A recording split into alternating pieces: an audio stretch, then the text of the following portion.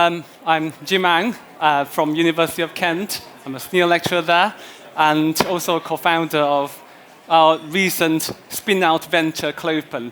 I'll talk about it later. Today, I would like to share with you some of our work in virtual reality and sensing technology in healthcare. So, a little bit about my background. As I said, I'm a senior lecturer in University of Kent in School of Computing. I'm also a deputy director of Institute of Culture and Creative Institute, not technology, industries, which I'll talk about in the next slide. And I recently co-founded Clopen to deliver virtual reality experiences to people with dementia in care homes. So I've been doing research for the past 10 years or so in digital health. So a little bit about the institute that I'm deputy director of is Research and Innovation Institute in immersive digital media technologies, providing state-of-the-art virtual production, motion capture, and all these fancy things that you see in movies. And my role, one of my roles, is to facilitate the collaboration between the institute and our medical school to explore the healthcare potentials of these kind of technologies. So, with the introduction stuff out of the way, I would like to start by sharing some stories of the participants in our study. The first participant, obviously I changed the detail to protect their identity. So the first participant is John, who is 78. He has dementia. And in 2013, he attempted suicide and was subsequently admitted to a psychiatric hospital and has been residing there since. So he's one of the participants in our VR study. And when I met him for the first time, we have some sort of chit-chat. How are you doing? How's your family? These sort of things. And to my horror, he started crying. And it turns out his family moved to Australia recently. And they only visited him maybe once a year at most.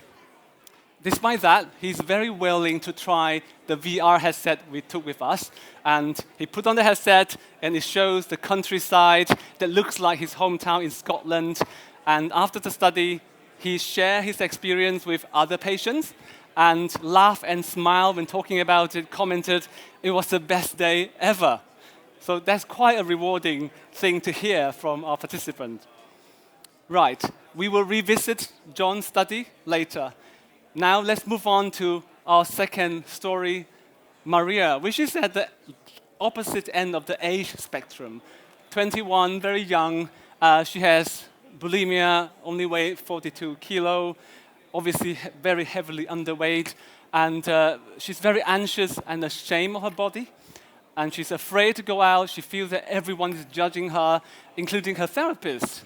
So in the same way that John is kind of locked in the hospital because of dementia, Maria is kind of locked in her own home, too afraid to go out and seek medical health. And this is her, and as part of the VR study, we asked her to recreate herself in VR, and that's what she created. And in the interview, basically she said, I felt uncomfortable in front of the VR mirror. Trying to recreate yourself is not just uncomfortable, it's miserable. She felt really strongly, emotionally negative about her body image. But, however, she also said, I really like it. It was a great experience and it helped me a lot.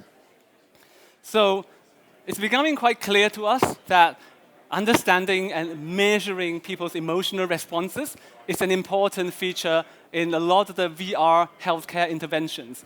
So we have a lot of experience and evidence showing that VR can induce really strong emotion, such as fear, happiness, sadness, relaxation, and so on, because of such an immersive stimuli we are presenting to the users. Hence, we feel that there is a need to be able to measure these emotional responses in VR. We recently completed a study published last year, and this is our study. That's one of the first studies to look at emotional detection in VR. There are other studies. They use mostly flat screen videos or still images. As you can see, we get a much higher rate of accuracy when measuring people's emotion in a VR environment. Now, this is a neat little nice experimental study. If you want to roll out this technology in the real world, you'll be thinking about a lot of sensors. So basically, you're thinking of sensors like this, a lot of cables, and this could work in the hospital, obviously, but if you want to measure people's emotion at home, I don't want to wear this. I don't think anyone does. So in order to roll out this kind of emotion tracking technology in the real world, outside the hospital, we need to change the form factor of these kind of sensors. So these are EMG sensors that measure the electro muscle activities. So we make use of novel printing technology to print flexible sensors, really thin, really small, that can be, it works like a temporary tattoo that can be stuck on very easily and very user-friendly and comfortable to wear as well. So, and we obviously need to process the data. We get lots of data from the electrical, muscle electrical signals. We need to process it and turn it into something useful. So this is a study that we completed 2017 to show that we can use this sensor to measure swallow and chewing of the patient. So we work with a stroke consultant whose patients suffer from swallowing disorder. We want to develop a game which is played by swallowing rather than remote joypad or whatever conventional method you use to play games. So this is one of the most bizarre games in the world where we play the game by swallowing. And so yeah, we have these sensors I can show you. I have it in the envelope. So this is one version of it. As you can see, it's quite flexible, and it can be mounted on pretty much any part of the body. The main problem of our current sensor is sensors are rigid, but our body is kind of curvy, so it doesn't work very well. So with these kind of sensors, you can detect higher quality data, and you can integrate this within virtual reality or games or whatever intervention that you want to do. Right. So we didn't stop there with the swallowing game. We tried to also create new sensors on your sculpt to measure EEG that can be used to control a wheelchair. And it's published in 2019, and we also put it around your eyes, measuring the eye movement. And we integrate this in the VR to have some sort of, again, home-based rehabilitation for eye disorders. And published in 2020. So now let's circle back to John. So this is a study that I've been doing for, I would say, 10 years now, looking into how virtual reality can be used in dementia care. A very simple question we asked: what benefits VR may have for people with dementia in psychiatric care? Now, it's quite a challenging environment to do research in secure psychiatric hospital because patients can get agitated and violent, aggressive as well. So one question is, because these patients tend to stay in this hospital for a long time and almost never get released, if you like, so they get older, as they age, they get dementia like the rest of us. So in this study, we work with this consultant in this hospital, and we deliver VR with these patients, and we found the 65% reduction in behavior that challenges among these patients, and 62% increase in happiness, and 60% increase in alertness. And this really captured the imagination of the world press, so we got cover in some really major news outlets, and so it was in 2019. And since then, based on this research success, we set up recently, very, very recently, a new company called Clopen to deliver this service to benefit more people with dementia. So the idea is a Netflix-like accessibility, Netflix-like service for people with dementia. All they have to do is to put on the headset, and the caregivers or family members can use an iPad or any web-enabled device to control the experience and to join the experience with them. They can also see the VR in real time on the tablet as well. So family members, carers can join these virtual trips, if you like, together with people with dementia. So yeah, that's the Operators app. So people with dementia do not have to learn how to use the VR, and they're all sort of done through this app.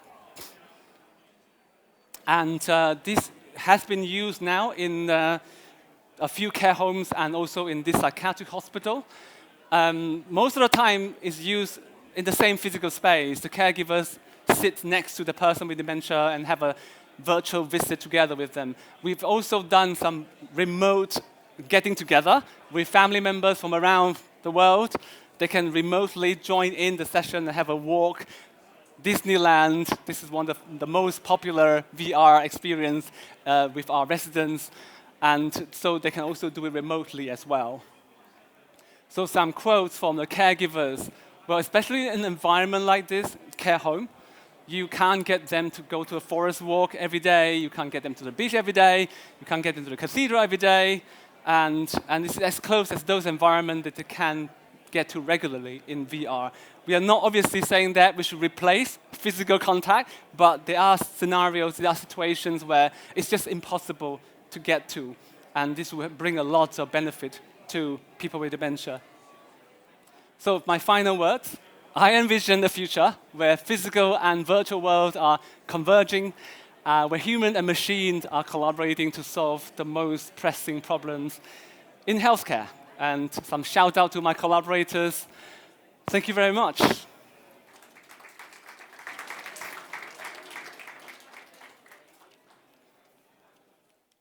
Questions? I think they will bring the mic over to you. You can try. Thank you very much. I'm just going to wonder, what about patients? A lot of the dementia patients have visual problems. How are you getting around that? So you can wear glasses within the headset. So it's not a huge problem so far. So they can wear glasses in the headset. Yeah, even hearing aids, we have some users with hearing aids as well, because the VR experience also comes with music and audio. Yeah.